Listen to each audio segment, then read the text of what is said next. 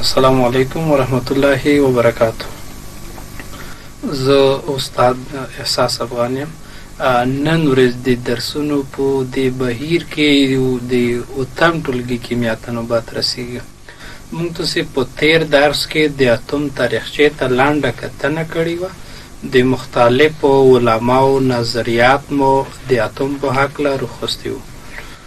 نن ورځ موږ د درس عنوان ده د اتم اجزاوې برخو ته ویلی کېږي. د نن ورځې درس مطلب د هغه ده چې یو اتم د څو برخو نه جوړ شوی ده. موږ تاسې پوهېږو چې اتم د دوو برخو نه جوړ شوی ده، چې یوه برخه یې هسته ده او دویمه برخه یې مدارونه دي. نن به موږ تاسې په دغه بحث کوو. هسته به پیژنو، مدارونه به پیژنو. او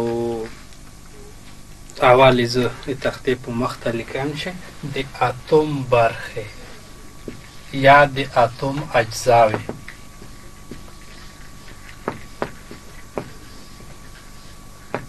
موږ تاسې ووایو چې اتم دوې برخې لري یا دوې اجزاوې لري. یوه یې هسته ده، هسته، او دویم یې مدارونه دي. زه د اتم مدل درته رسموم. مدل چې کله رسم کو بیا تاسې ډېر په اسانۍ سره پوهېږئ چې هسته څه شي ته ویلی کېږي، مدارونه څه ته ویلی کېږي. خو اوس فلحال دا خبره مه هېروئ چې اتم له دوو برخو څخه جوړ شوی دی، چې یوه یې هسته ده او بل مدارونه. زه داسې که یو اتم په شکل رسم کړم، فرض مثال د لومړنۍ کومه برخه چې زه رسموم دې ته هسته ویلی کېږي. دې نه بغیر د نور کوم دایرې ته ورته مسیرونه چې زه رسموم دې ته مدارونه ویلی کېږي. مدارونو شمېر 1 2 3 4 5 6 اووه ته باید ورسېږي. اوس زه داسې وایم چې هسته د یوه اتم مرکزي او درنده برخه ده چې په هسته کې د پروتونو او نیوترونو په نوم ذرې موجودې دي. یو پروتونونه دي او دویم نیوترونونه دي.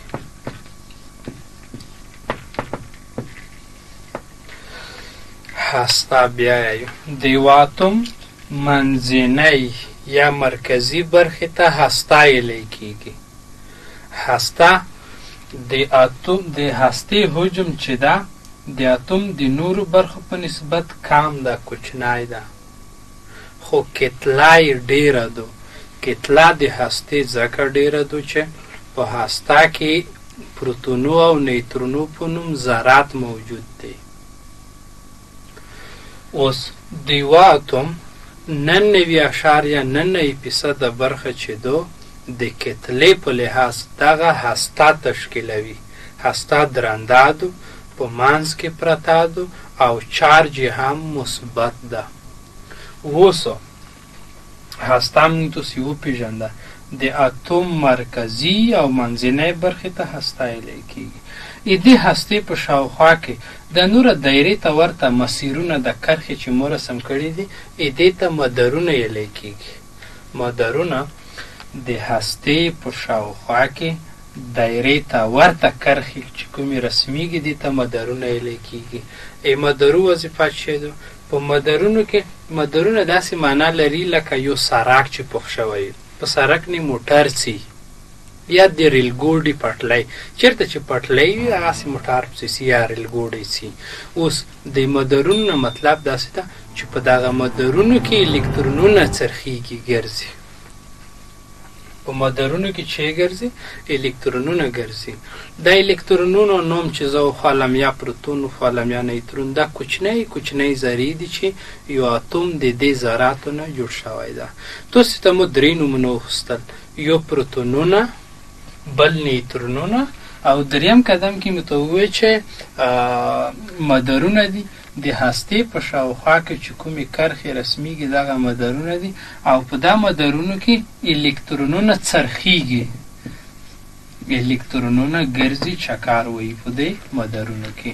اوس زه ارسم دې ته چې د هستې حجم چې دا کم ده معنا یې داسې دو هسته کم زینسی زی کم نیولی ده خو کتله یې ډېره دو د اتم دغه مدارونه چې تاسې وکسئ مدارونه حجم ډېر ده زی یې ډېر نیولی ده خو کتله یې کمه دو ځکه چې په مدارونو کې الکترونونه څرخیږي دا الکترونونه چې دي دا ډیر کوچني دي د پروتونو او نیوترونو په نسبت کوچني ډیر دي ځکه مونږ یایو چې د هستې کتله ډیره ده د مدارونو کتله ډیره کمه ده ځکه چې په مدارونو کې الکترونونه ګرځي دا څرخیږي پکې او الکترونونه د پروتونو او نیوترونو په نسبت کوچنۍ ذرې ډیرې دي همدا دلیل دی چې د یوه اتوم هسته چې دو هسته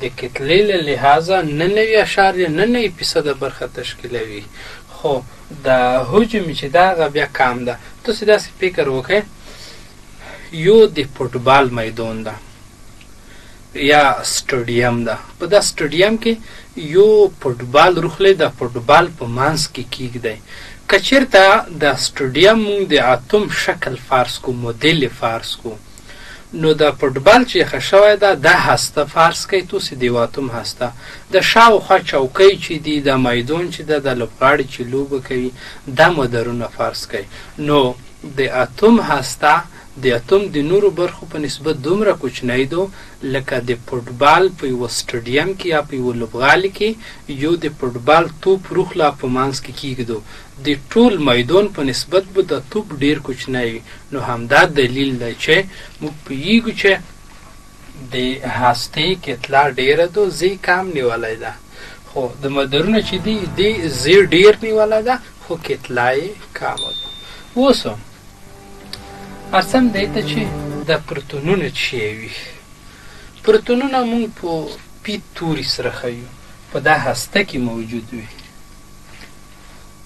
په هسته کې یو پروتونونه موجود دي پروتونونه او بل نیوترونونه موجود دي په دغه مدارونو کې الکترونونه موجود دي په ای توري سره ښیو یا په بعضو کتابونو کې خاص ټکی ولیکي دا ټکی وښیي داسې یا که چېرته ټکی رسم شوی و نقطه وه یا یې ای لیکلي وه داسې تاسې وپوهېږئ چې دا دې نه هدف الکترونونه دي اوس اول ارسم پروتون ته پروتون زه داسې وایم څوک چې دغه شکل وکسي مستقیما یې تعریف کولی شي یو خو دا خبره چې د پروتون چې ده مونږ د پی په سمبول سره ښیو ځکه داسې کې لیکم چې د پروتون سمبول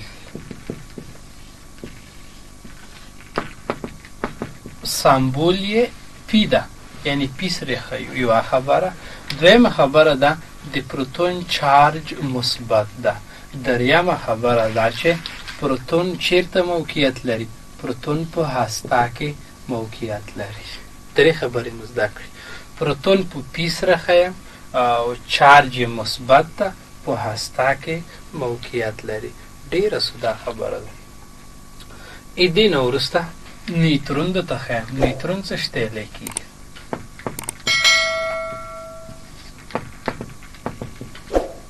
نیوترون په این سره ښیلی کېږي کوچنی این او چارج یې صفر ده خنثی دی نه مثبت چارج لري نه منفي یعنې چارج یې صفر دی دریمه خبره موقعیت یې چېرته ده موقعیت یې په هسته کې ده په هسته کې موقعیت لري درې خبرې مې ډېرې په اسانۍ سره زده کړې زه ګوره بیا وایم ته پروتونونه مثبت چارج لرونکي ذرې دي چې د پی په توري سره ښودل کېږي او په هسته کې موقعیت لري نیوترونونه چې دي دا خنثی ذرې دي نه مثبت چارج لري نه منفي چارج لري او چېرته په این په کوچنیو حروف په این سره ښودل کېږي او په هسته کې موقعیت لري ډېره سوده ډېره اسانه خبره ده اوس ارسم دریم نوی نوم چې مونږ وخوستو الکترونونه مو ذکر کړل الکترونونه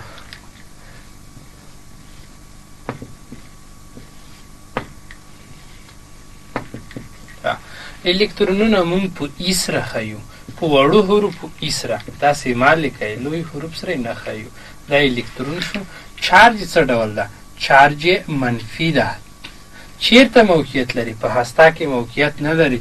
موږ تاسې ووایو چې منفي چارج لرونکي ذرې د الکترون په نوم سره یادېږي چې په مدارونو کې څرخیږي یا دوران کوي، تویږي. دې ته چې ویلی کېږي؟ الکترون. نو زه باوري یم چې تاسې به په دې درسونو پوهېدلي وئ. ډېره ساده خبره ده، یو سهار نه تکراروو.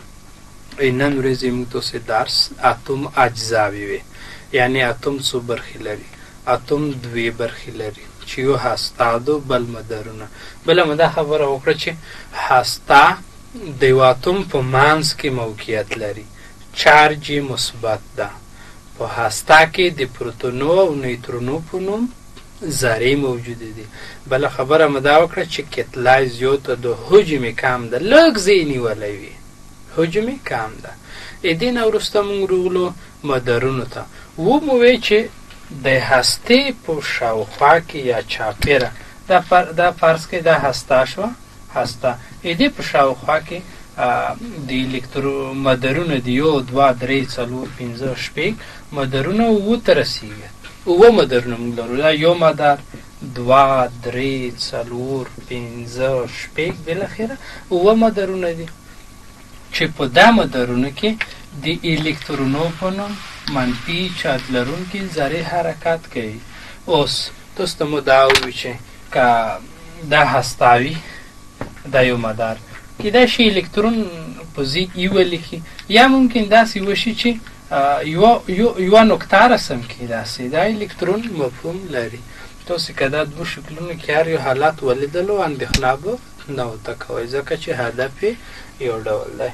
بل الکترون یې موږ تاسې وغږېدو چې په ای توري سره یې ښیو او چارج یې منفي دی، په مدارونو کې حرکت کوي. دا درې ذرات وي، پروتون مثبت و، نیوترون خنثی ده او الکترون منفي چارج لري. زه باوري یم چې د نن ورځې په درس به تاسې هدف ته رسېدلي وئ. تاسې کوشش وکئ چې دا درس څو واره په خپلو کتابچو کې ولیکئ، تکرار یې کئ. زده کړې پوره 3 شیان ضروري دي. یو لوستل دي، هر شي چې نه پوهېږئ دا شی 10 واره وایه، که پوه نه شوې 20 واره 30 واره وایه. کله دې چې ویلو هغې نه وروسته خلص نتیجه مهم ټکي په کتابچه کې یاداشت که. دریم تکرار یې که، بیا یې تکرار که، بیا یې تکرار که. دا د زده کړې طریقه ده. هم به لوستل کوي یا یې به هم به لیکي او هم به تکراروي. نو زه باوري یم چې د نن ورځې په درس به تاسې پوه شوي وئ. تاسې ښه صحت او روغ ژوندی مو هیله ده. خدای پاک مو سرلوړي، بریالي او موفق ولره. په خدای پامان.